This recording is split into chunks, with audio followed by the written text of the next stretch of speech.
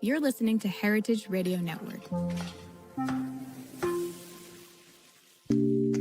Todd Richards here, Roots, Hearts, and Soul. You are listening to Roots, Heart, and Soul. Yeah, Roots, baby. Heart, and Soul podcast. Stephan and I are launching this podcast based off cookbook Roots, Heart, and Soul by myself, Todd Richards, with a great help from Chef Stephan. We're going to be hearing stories from Africa all the way to the Caribbean, all the way to the Americas. It's going to be something special.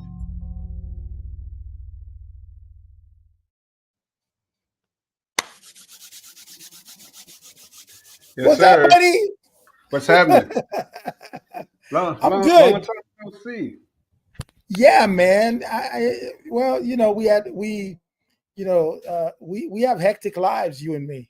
Yeah, man. Tell me about it. We have hectic lives. We have last minute stuff happening that takes us away from doing what we love. Yeah. Well, I mean, we named the podcast Roots, Heart, Soul for a reason.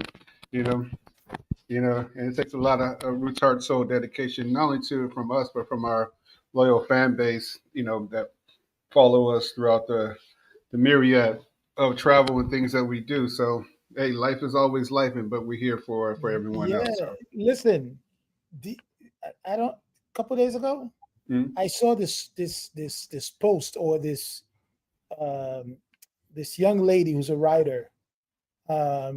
She posted something on social media, and our book was behind her. Oh, wow. And I was like, that's pretty cool. Yeah, that is always cool. You show up in strange places, Yeah, I know, man. I like that. But I like that, though. I like that. Yeah. I like that. Yeah. I was smiling. I was like, yeah, that's pretty cool. So, yeah. What's been going on with you, man? Talk to me. Hey, it's the Tuesday. The weather is getting fall. Life is changing, and we have to do it official. Let's welcome everyone to Roots, Heart, and Soul. Roots, Heart, Soul podcast. Chef Todd Richards, of course, the great Chef Stephan, in parts unknown. I think he's still in Vermont. I'm, of course, in ATL. I am in Vermont. In Atlanta. I'm very happy to be in Vermont.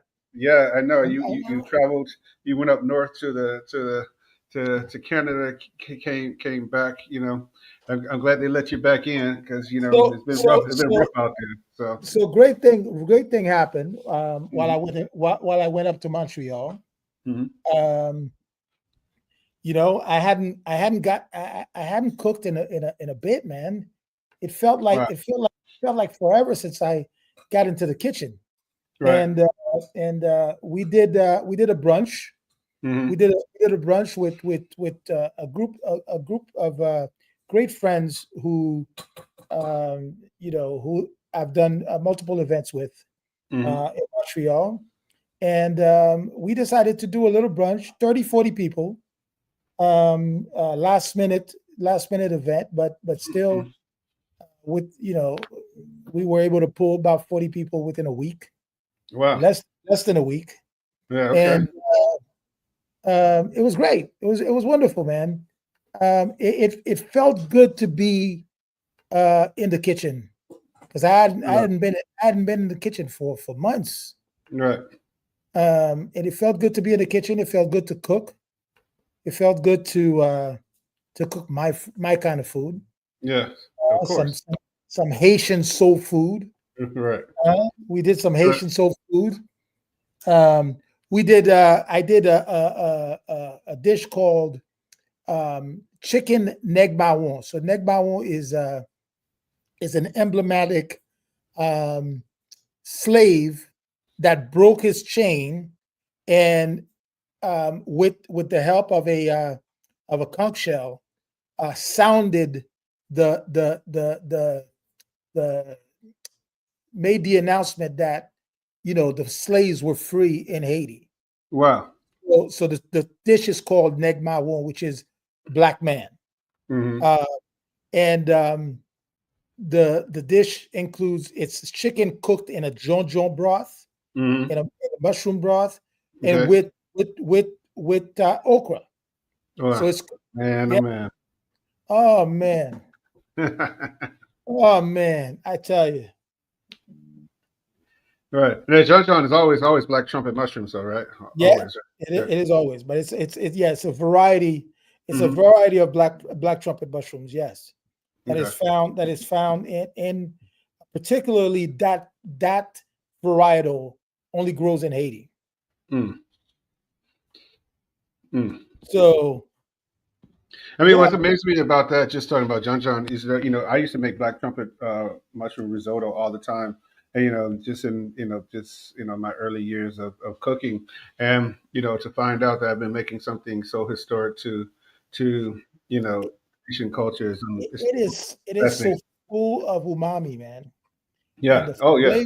the flavor that comes out of that mushroom is Mhm. absolutely unbelievable.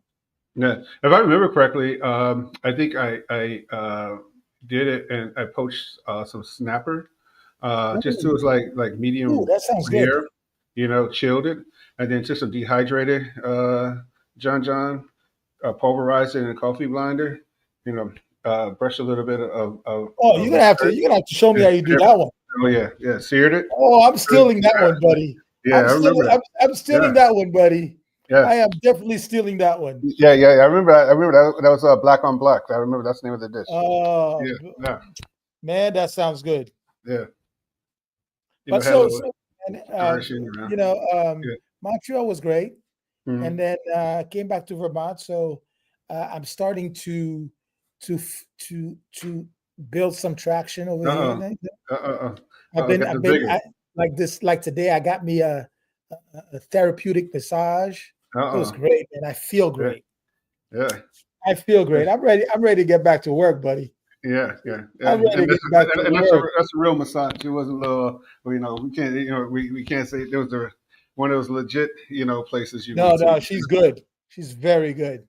And she did some pressure points in where Yeah. I'm most in pain Last and time. stuff, and it was great. It was great. Yeah.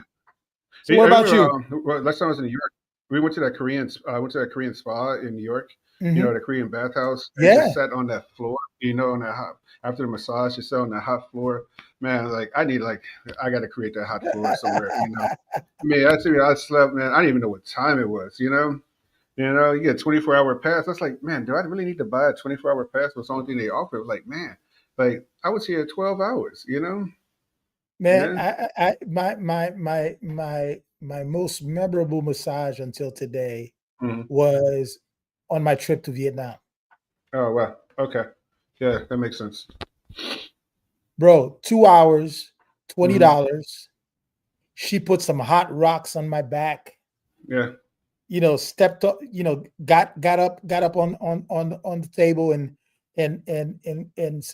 walked all over my back. Yeah.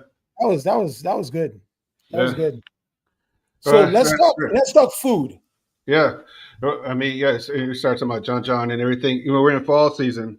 And one thing that is really great, this is probably, I would say this is probably my favorite time of year to cook.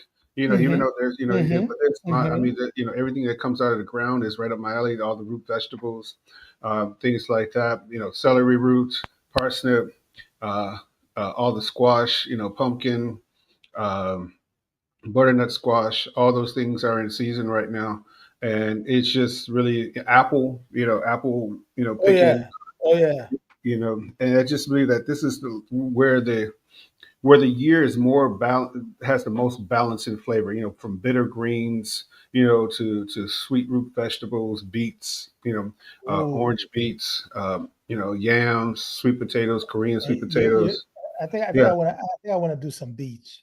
yeah, Yeah. yeah, yeah. So I mean, it's just Well, really just good. well, I'm talking about. funny you're saying that, talking about Mhm, apples. mhm, A couple weeks ago, I went up to some place in Vermont. I was looking for a cannabis dispensary.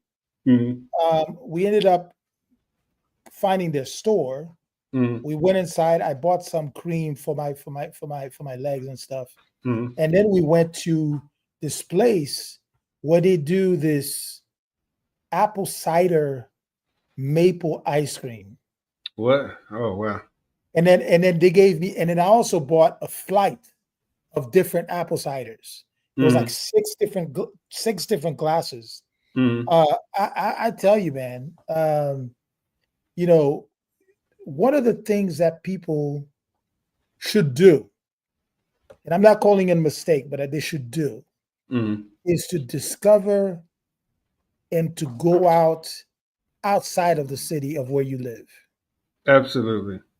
and start to if you love food, if you love, you know, and then we went through this place where it was a farmhouse, Mm, but they left all the vegetables outside, and then they left a jar, and they right. said, "Pay as you please."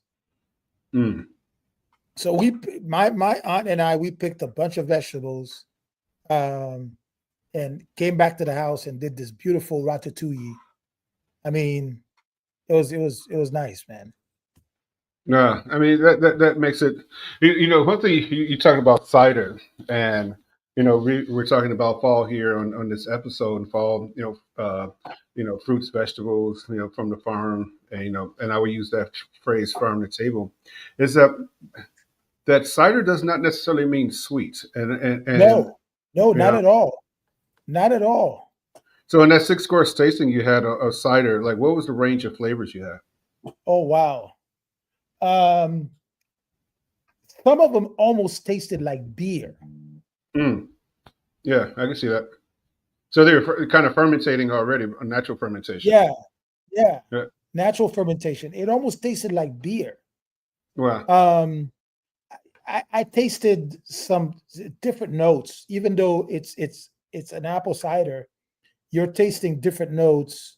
Tasted a little bit of cinnamon, a little bit of cloves, nutmeg, in Mhm. one of them. It was nice, man. It was really, really nice. I mean, pressing fresh apples to make juice. I mean, and allow it, to ferment. And the color is always great. And naturally, here in the South, we have the peach, we have the blueberry, we have all Oh those yeah. other fruits. Oh yeah. But Oh but, yeah. but to me, it still starts with apple. I mean, apple cider. To me is where I always start. And then my granddad and his infinity love for apple butter has Apple always butter. yes, Oh, that sounds good. yeah. Yeah, Oh, that yes, sounds you really just good.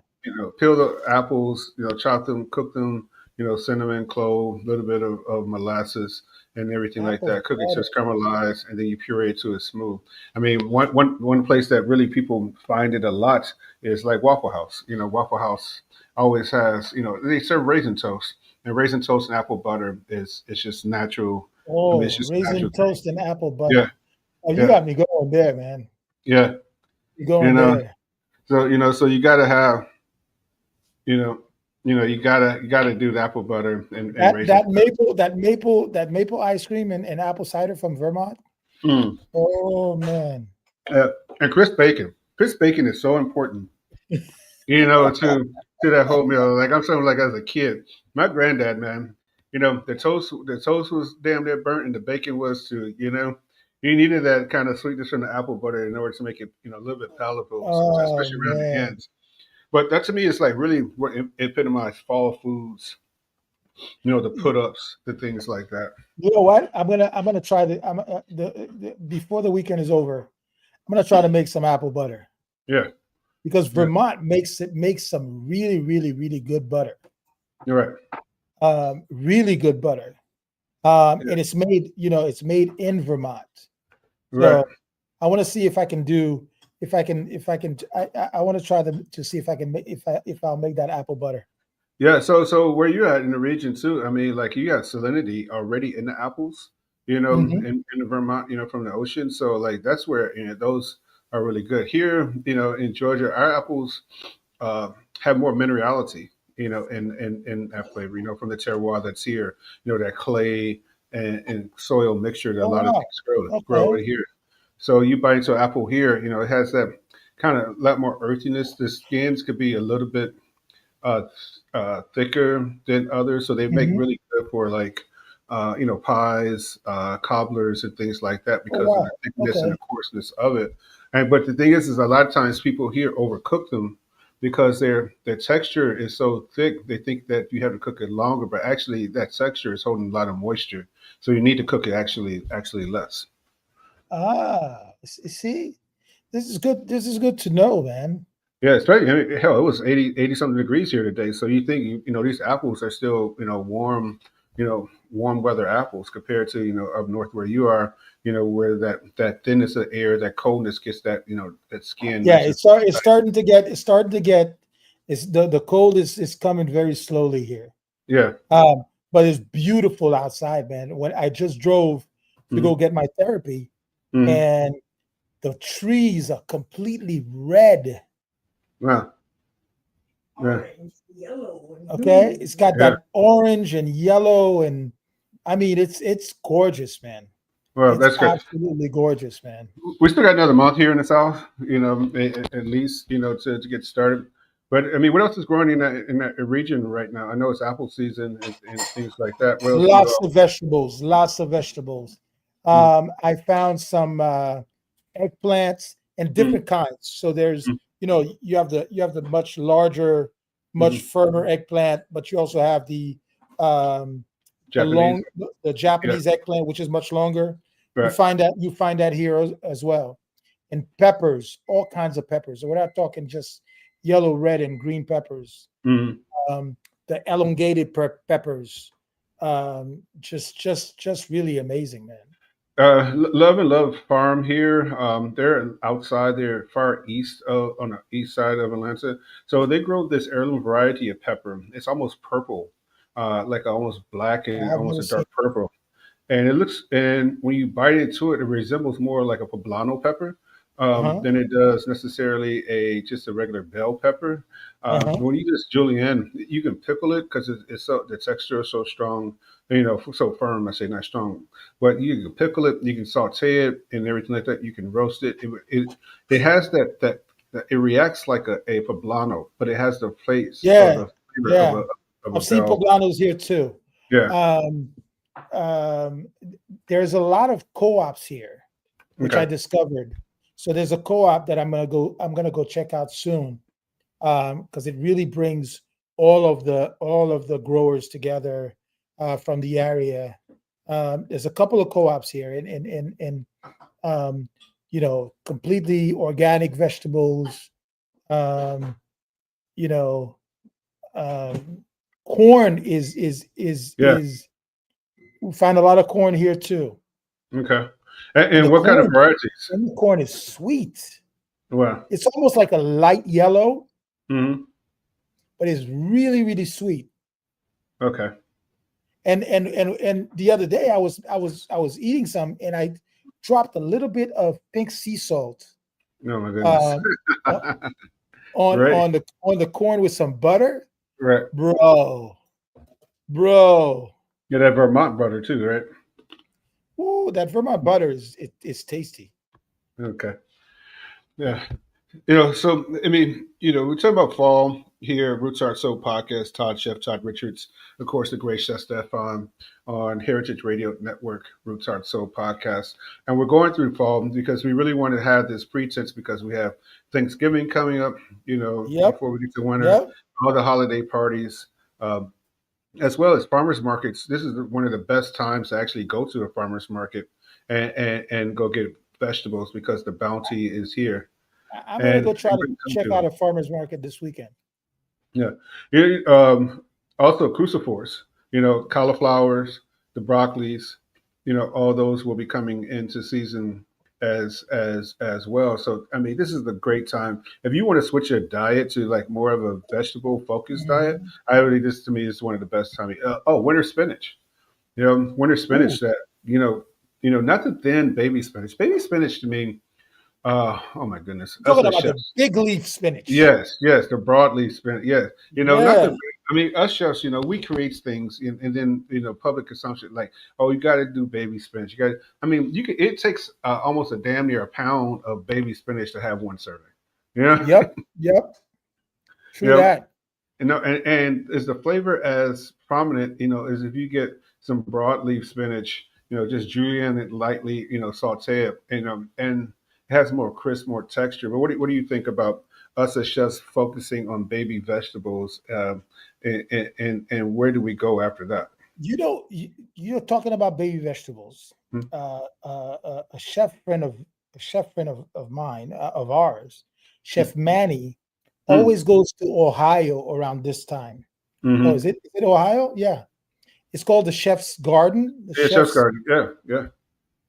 I definitely want to. I definitely want to do this trip, man. Oh, field trip. Let's go. Roots Our Soul podcast on the road. Let's go. I definitely want to do this South trip, bro. Yeah. I definitely want to do this trip. Manny has been inviting me to go for the last, I don't know, 5-6 years. Right. And every time he's going, the timing is never right. But I think we need to make time to make this trip. Yeah, it's interesting. I've been there. I mean, naturally, all the best restaurants across the country, and I would say even in North America, order from there.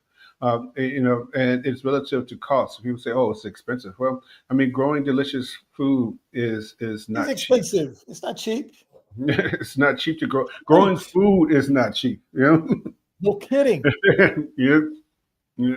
I mean, I understand that our economy is in the toilet right now, and the price of food has gone up, but also the price of living has gone up, and either we eat right, or we're going to be paying in another way. I rather pay, you know, eating really delicious food, that I know where it's sourced, where it came from, than to get the hospital tray. Uh, No, Uh, and you know this all too well because you've been recovering yourself. oh man. That oatmeal that Bro, has no I have not never one been second I have sauce. never been more depressed. I have never been more depressed when I see a hospital tray come my way. Oh man, when people ask, why did I join the board at Wholesome Wave? And Wholesome Wave, really started that food is medicine program, especially here at Grady Hospital, and Mhm. really, where doctors were writing prescriptions for vegetables, and that just tells you that we understand the link between health and what And we eat, food. And and not food. to get off the topic of fall vegetables, No, no, but no, really, what I no. say, it's really I this time of year is great. listen. This time of year is the time where you can change your diet and Hmm. really enjoy different produce, different vegetables. Um, and it doesn't hurt to, I'm realizing living with my aunt here in Vermont. She's huge on organic foods and eating healthy and all that. And it's I'm starting to understand, and I'm reading even more the correlation between eating the right foods and staying healthy. Right. So Yeah. so I so mean, fall yeah, fall fall is really a beautiful time to get started. Uh, one thing that we talk about uh, is in fall is soup season. oh And, yeah, and oh you yeah. know, just the root vegetable season, even chowder. Is this is chowder season, minestrone. Just basic bisque and A things little like that. little sweet potato, a little Yeah. sweet potato. You know, chowder is would be nice. Yeah. I mean, the best. I mean, but even things with broth, ramen, um, you know, Hmm. collard greens, mustard greens, with pot liquor and things like that. All that nourishment that goes inside of it.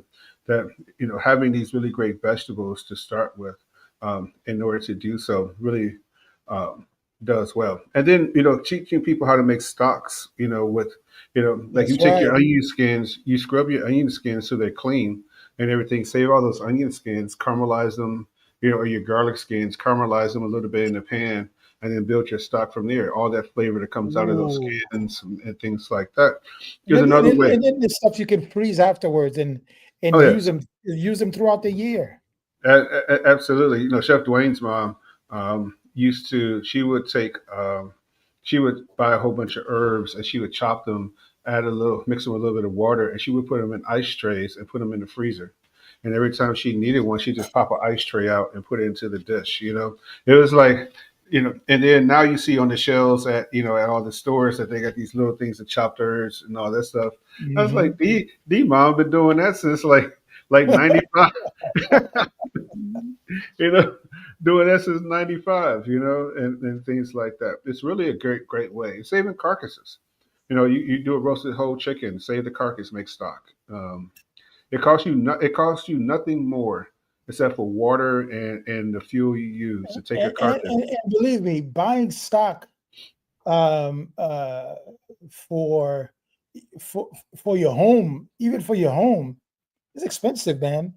Yeah, A liter of stock at the supermarket, it's like $6, $7, $8. yeah. You could buy half a chicken for that much. Cook the chicken, take the bones out, and then, well, if you want to do a clear stock, you debone the chicken first, and then make your stock with the bones. You want to do a roasted Mhm. chicken stock, roast the chicken, take the bones off, and then make the roasted chicken stock from that. So there's a lot of economical ways, in order to not only, especially in these times we're talking about, but to utilize the whole, animal, the whole vegetable and fruit that you should throw away onion skins. It just drives me crazy when I see people like just wash them, scrub them, and make all your stock with onion skins. That's the teriyaki sauce that I learned how to make in 1993. That we saved all the onion skins, and we started with onion skins, garlic skins, and ginger. Is how we started every teriyaki sauce. Wow. Yeah, I mean that's just using it. People use they cut the onion, they always have that bit left over. Save that. That's just caramelize that for any stock that you're making, and you utilize.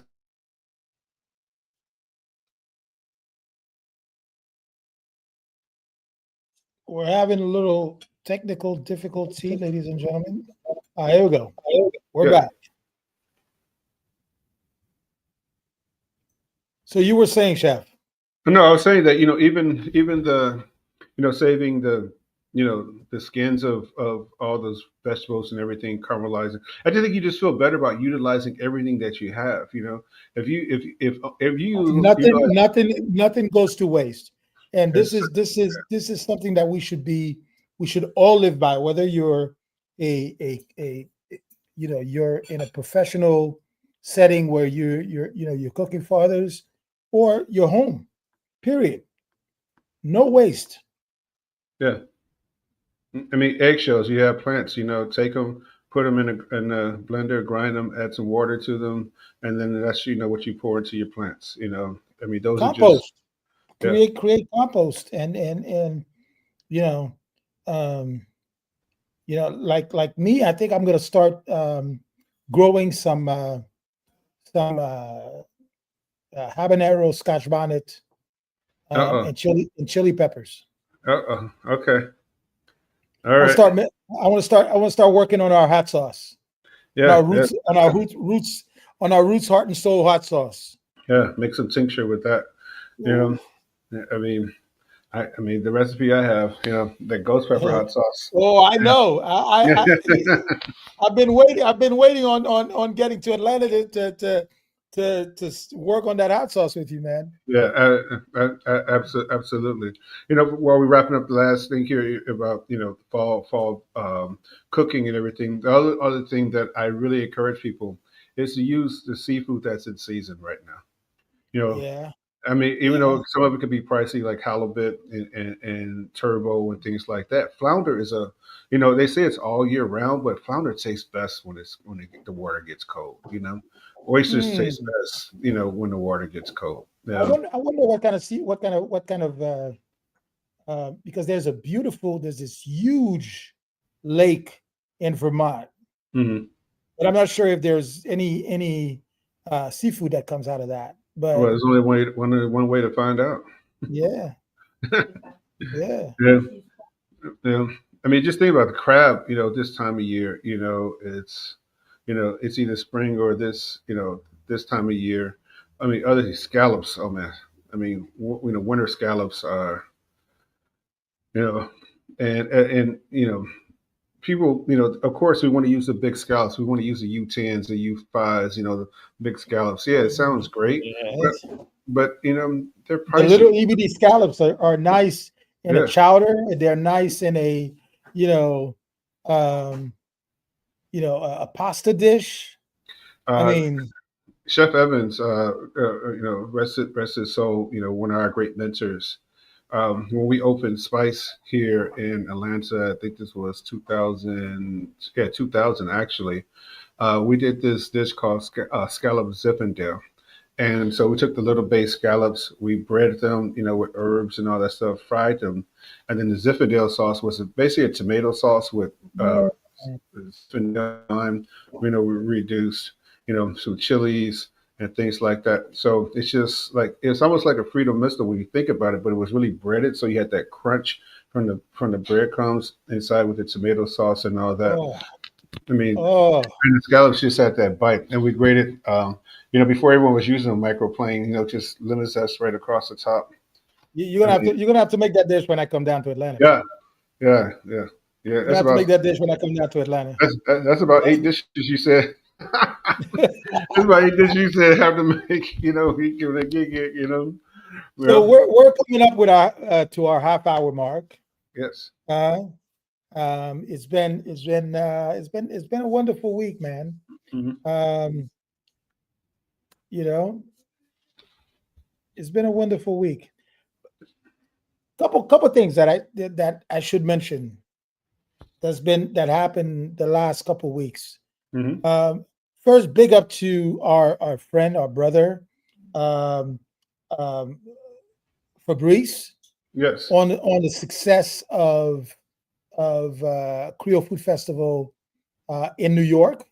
absolutely. 1,500 people. Wow. 1,500 people Yeah, under the Brooklyn Bridge, right? under the Brooklyn Bridge, Timeout Market. Yes. So amazing, amazing.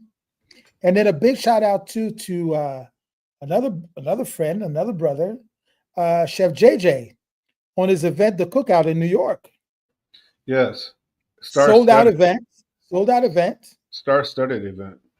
star-studded event.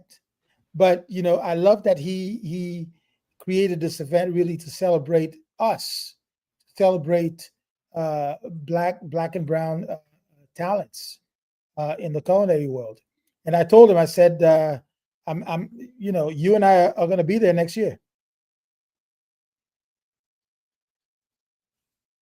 My schedule is freed up a great deal, right now. So it is great. I It is, told him we definitely got to. We're definitely here in right. New York next year. Yes. I mean, we have to be everywhere next year. We owe it not only to everyone else, we owe it to ourselves. We owe it. We definitely And owe ourselves. We got to get back. We got to get back on the horse, man. yeah. So I mean, there's a lot of things happening, of course, throughout the rest of the year. But one of the most important things, which is dear to all of us here, uh, is that a new restaurant is being launched. Yes, it is. I You know am. me, I am. I am I'm secret super squirrel. excited about this, man. I'm I, secret squirrel. I am super excited about this, and I have a gift for you. Oh, hey, hey, I have a gift for you. right, Well, I have multiple gifts for you. okay, Because this is going to be a bombshell. okay, all Um, right, we're starting our social media campaign this week for Curiosity. okay, let's We're going go. to start putting stuff out. Yes, absolutely. And I've got a couple things. I've got a couple things under my sleeves. All right. Uh, listen, this is as much my project as it is yours. Yeah. So I'm excited about the opening of this amazing barbecue restaurant that's about to be a bombshell in Atlanta. Yeah. So Curiosity is opening in McDonough, which is a south suburb of Atlanta. On a good day, it's 25 minutes from downtown. On a bad day, it could be 45 minutes. on the worst day, it could be forever. So I tell some people, you're going to travel short, some might travel long, but it's worth the drive. Well, Either. it'll definitely be worth the drive. Right. It'll Uh, definitely be worth the drive. I can Curiosity. guarantee that. The word curiosity, actually the first three letters is QUE, not CUR, even though we say it that way. It's really just talking about the world of barbecue, smoked meats, and things like that. And then every ingredient or every dish will have some component of being grilled, smoked, or treated as Oh, in the way of doing I can't wait. barbecue. I Hey, can't wait. we were talking, Gloria and I were talking with someone today, and like, what's the inspiration behind it? And really, it's just really great food for great people. First of all, Absolutely. we say Southern inspired barbecue influence, Barbecue influenced. but it's not limited to just that, in the sense that it's not a monolith. There won't be any. There's not, and please don't take this. Anyone will take this out of the way at all. It's just not going to be you know barbecue on a metal tray with a checkered paper No, and no, no, no, no, no. so like it's absolutely No. nothing wrong with it. At Lake and Oak, I've done it at Rolling Bones. I've done it. They just really want it to be, where I believe that the next iteration or next evolution of where barbecue and smoked meats, these techniques, that you know this one that I do. These techniques, take a lot of time to master, and Mhm. and they don't necessarily have to always be relegated to the casual setting. No, They they don't. No, they yeah. don't. But and that's the thing that we we wanna advocate, Mhm. and I believe we should continue to advocate, and people should understand that our food is not, uh, uh, uh, um, you know, doesn't fit in one box. Right. It doesn't fit. It's not closed. It's not enclosed in a box. It can be anything we want it to be. Yeah. It could be anything we want it to be. Uh, oxtails don't have to be served in a foam plate. No, no, I'm not going to enjoy them any less because it was or because it wasn't. It has to be cooked properly in order to ensure that, that what we're serving is actually what it You should be, know, you know. and I think when you have a chef driven restaurant, you are you have to go that extra mile, that extra, and say, hey, I can still serve you barbecue, but it don't have to be this way or that way. Correct. Correct. So, Correct.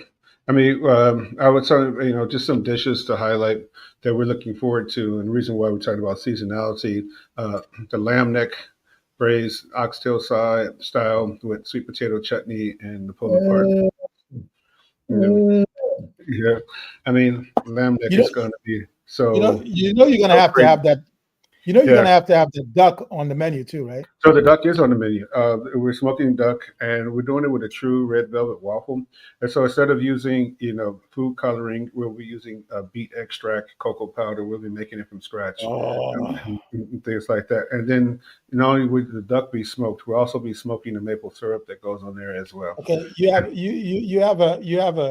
a rocking chair or a small bed in the kitchen, right? Absolutely, and then 'Cause I'm coming to stay. yeah, right, of course, So yeah. so you know, I'm coming to stay, man. Yeah. The catfish that you're in the region because we're going to be importing the catfish out of the Chesapeake Bay, Oh, and nice. and people who don't understand Chesapeake Bay catfish, it is a larger, more adult catfish, and it flavors more like sea bass than it is necessarily to what we're used to Nice. in Mississippi. And that's going to be a steak. We're going to cut it, bone in, marinate it, then grill it, with, blackened seasoning and things like that. So we're representing the diaspora, we're Ooh, representing the South, representing the culture, but we're using really fine ooh, ingredients in order to do so. One man, I'm excited. right quick, let me say to our listeners this. One I'm dish that excited. when I got nominated for Beard Award when I was at the Ritz Buckhead was that that catfish eel style. And we took that belly off the catfish and we cured it and did just like eel, and that texture looks just like beautiful eel. That's the exact same way that we're going to kind of have that understanding, that nice, warm, beautiful fat, This is going to with be that meaty incredible, texture man. This is going to be incredible, man. of the catfish. I mean, that to me is like, This is going to be incredible, man. yeah, you know. It'll So absolutely be incredible. So I wanted to bring this conversation to light, let's go. and we're going to be bringing him back to the podcast because I think this is a conversation that needs to be had. And I texted him yesterday and I said, "Listen, Chef, I think we need to bring you to the podcast. I listened to the episodes that you did, and I think this is a conversation that needs to be had on a higher level." So I was listening to Chef Eduardo Jordan yesterday and the day before yesterday, and him sharing um, very painful story, to be honest. Um, 20 some plus years of investment in his career, in his restaurant, and to be canceled. He pretty much lost everything. And the closing of his restaurant was not due just to, COVID and stuff, but it was due to something else. He was accused of being inappropriate with um, some employees, and all of a sudden, um, it became more than, and this is not new in terms of stories itself, but it's new to our people because this is not something that we don't have that kind of temperament, if you will. Well, full disclosure, we're talking about this. I've known Eduardo for many years. Uh, I've eaten at his restaurants when they were open several times. Made pilgrimage there to eat there. Um, uh, was very proud of him when he got the James Beard, award and things like that. Really groundbreaking. And cancellation happens, in our control and without in outside of our control. You know, and though I don't know the whole story, I want him to tell his story because I don't think it's fair, I think that's why I want to bring him back. to do so. But our industry has had a very difficult time uh, uh, policing itself, Hmm. and when you don't take care of those things yourself, uh, forces outside of you will do it for you. And it's not Yeah, saying that he didn't do it, or anyone else who was in this predicament or this situation. What I am saying is that that in independent businesses across the board, that HR is typically not there. You know, yeah, there's yeah. no HR function. The rules and regulations may not be necessarily laid out, and then we try to have this quote unquote family environment, Correct. and Where we're a little more relaxed. We're lax. We joke with each other. We play with each other sometimes, um, in a very friendly way, and that can at any time that can be misconstrued as something else. absolutely. So the thing is that if we don't police ourselves, someone would do it for you. There's a lot more ways to have HR structure in your restaurants now or any business than ever before. I mean, you look at, whatever payroll company you have, they provide HR structure for your company and things like that. And then the family environment, is probably the most overrated thing I would say in restaurants ever. That it's all good and well until somebody's check is wrong, or you have to terminate an employee, or or someone thinks Yeah, they're up for yeah, promotion. So I mean, it's really not. I mean, it's the most difficult thing is to open a restaurant with family because you're bound to them regardless of what business you have. and then people don't put their emotions in check. Yeah. You know, a little thing can set you off, or I said, I said something to you as your boss, and you took it the wrong way. In this day and time, we do have to be more sensitive to it, but also on the other side, we can't baby people either. No, no, We cannot manage out of fear, of retaliation. And when you have that fear of retaliation from the person you're disciplining, then that's a whole nother gamut of things. I mean, there's no secret that insurance has gone up in restaurants across the country because of HR issues alone. that right, that, that the fear right. of retaliation from employees, you know, whether it's going to be in social media, and legal systems. I'm not saying it's either justified or not justified. I'm not saying that. I'm No, not here to no, query, with that. I'm just saying that the retaliation, is costing everyone more money, and so we just need to nip things in the bud in the beginning, and then keep the structure of what a business is, up that's front. right. That's right. You know, But for uh, Eduardo in his case, to not to be able to go back and open another place, um, if it's heartbreaking in a sense it is that heartbreaking. it was not only him, it was his family. It was his parents that helped him with that restaurant. It was people in his household that helped him in that restaurant. So not only did it affect him and what he's It happening, affected everybody. and then not only the community, and I'm not saying one is more important than the other. If someone was actually victimized, their pain should not be measured any less than what his is.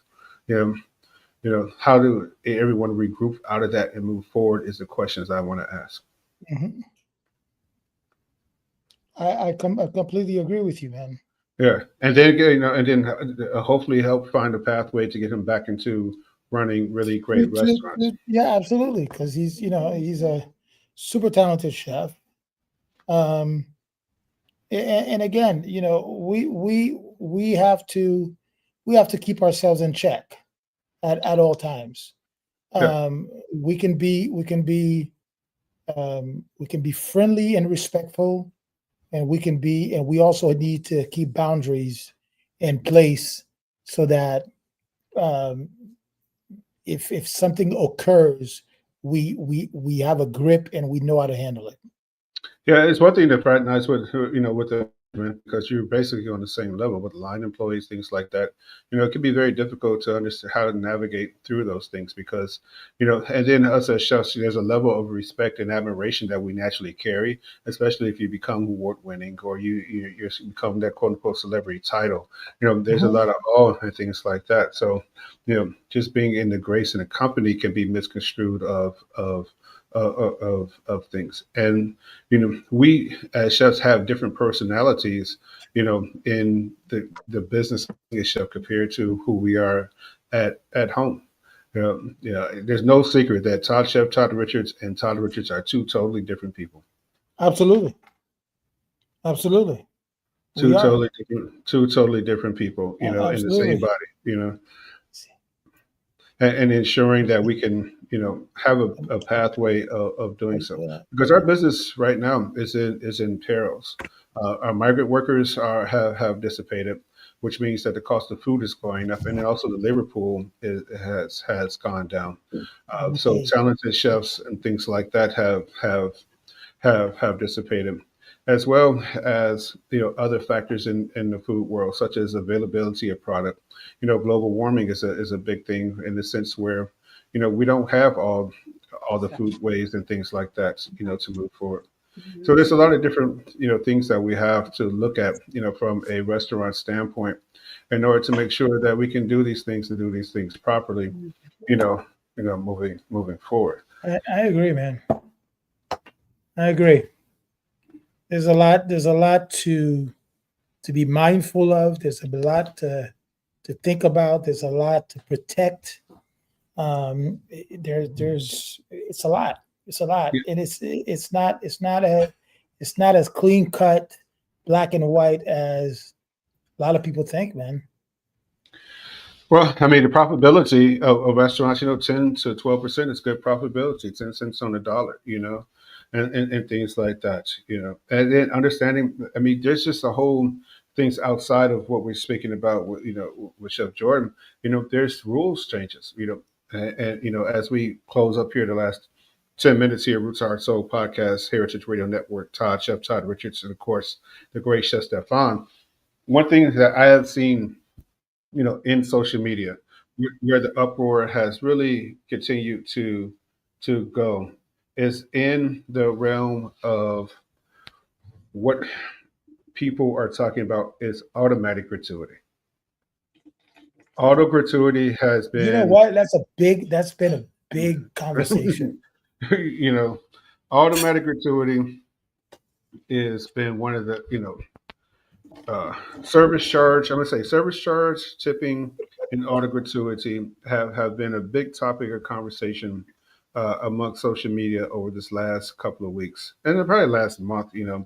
And one thing that I want to start this conversation off with is really telling people the truth behind auto gratuity tips or any type of money to the servers. Hmm. Gratuity is a contract between the server and the patron. That's correct. Restaurants are fiduciaries, just like restaurant collects taxes and they distribute it to the government. They collect tips and they distribute it to the server. There is a contract between those two entities. Hmm. Automatic gratuity is a policy that the restaurant puts in place in order to ensure that employees are receiving gratuity. That could be A, because of the type of concept. B, it could be the location in which people don't actually, provide gratuity, or other factors that do so. However, restaurants are not allowed, it is against the law for us to take gratuity and use it in our restaurant for our own purposes. The other reason why Yeah. auto gratuity might take place is to ensure that is a tip pool, meaning that everyone during the shift will work together, and the monies will be distributed evenly against with all the servers there who are there as well. That's No, right. no, that is what it is. It is not a get rich scheme for restaurants or anything like that. So now, do And we've people? seen and we've heard and seen Yes. some restaurants do just that. Mm. Collect the tip and not give it to their employees. But that is not the general rule. That's the first. It's not the rule at all. Secondly, that is not the general practice. 99% of the restaurants do it the proper way. The 1% are the outliers. So let's get that. And then the final thing I say before I let you jump in, Stefan, is that one thing that is hurting, especially minority-owned restaurants that do auto gratuity. The big beautiful bill states that auto gratuity, the servers cannot claim the tax credit up to $25,000 on anything that's done auto gratuity. They must have a written statement where the patron has put the money in and signed that slip to say that that gratuity is given to them. That's the only way that they will get a credit for the up to the $25,000 for tips. If you're doing auto gratuity and then you try to file that on your taxes, that will not happen. You will not get Oh that wow. be able to claim that. Nor if a person puts in, if they give you cash, they don't put the cash amount on the slip and sign it, you cannot claim as well. Oh So wow. I just want to say all those things about No, gratuity. this is important. This is Uh, really important for both patrons and restaurateurs if they didn't know it. right. To know it's really really important. Yeah. So art of gratuity, let's just keep it real. They say black people don't tip. I mean, some people do, some people don't. I've been in places where nobody tips, But I mean, really, what is the policy of the restaurant? Restaurant is only collector and distributor of those tips, and that's it. And at any time a patron feels like they do not want to do art of gratuity, they, by law and by standard, can ask the general manager to remove the gratuity. Right. You are not required to do so. I don't care how they color it as in service charge or auto gratuity, everything like that. The only time that I've seen that by law they can be done is if there's a party of a certain amount of more, in which that is printed on the menu and in which you understand that when you order the food. Right. Oh wow. So, Well, you definitely taught me something today, man. well, I mean, I've seen it. It's been a great talk of discussion, and every time I see it, I remind people of this: is that is a contract between the patron and the server. It is not. The restaurant employs it, and then people, also say, well, we should pay servers $20 an hour on average, on average, and especially in a casual, upscale, fine dining restaurant.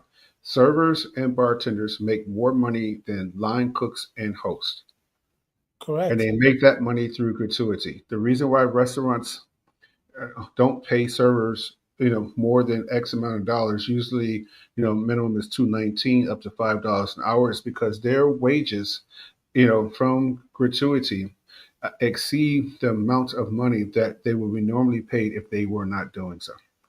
Correct. If a server Correct. has $100 in tips and they work 4 hours or 5 hours, that's $20 an hour, Yeah. right? Plus they get their $2.19 to $5 an hour. They're making 22 to 20, 25 to 25, $26 an hour. right, for 4 hours or 5 hours of work, and that's minimum. Even in places like Starbucks and things like that, it's to offset wages. If we had to really go in and pay everyone, then the price of your menu or food menu will go up exponentially. Oh, well, absolutely. If it's at 20%, you definitely will see 25% menu price increase right across the board. Oh, Which absolutely. I want everyone to hear this, and you can say it. I'll say this out loud. I have no problem with abolishing tips if people want to pay the true wage. I mean, the true cost of what it needs to pay people. Oh, absolutely. Oh, absolutely. I think I was having this discussion actually with my aunt who Mm, was saying that, servers here are, are don't really give you the time to and this is somebody that's lived in France, lived in Europe, different mindset, different culture. Um, European servers, in my from my discussion with her, seem to get paid that level of pay so that they're not worried about tips. correct. Absolutely. 1,000%. But we got 1 minute here left. Stefan, I just want to give that now, and we could pick this up next week. We want to Oh, go through the whole thing, look at some extra we'll numbers. continue this conversation next week, man. All right. Get us out of here, my friend. Well, everybody, this is our Tuesday night conversation. Chef Todd Richard and Chef Stephan on Roots Heart and Soul podcast. We thank you for joining us. Continue to support, continue to follow, continue to subscribe to our YouTube channel. We will continue to work really hard on bringing you great conversation, great guests, and always talking about great food. We bid you good night. We'll see you next Tuesday. You're listening to Roots Heart Soul podcast on Heritage Radio.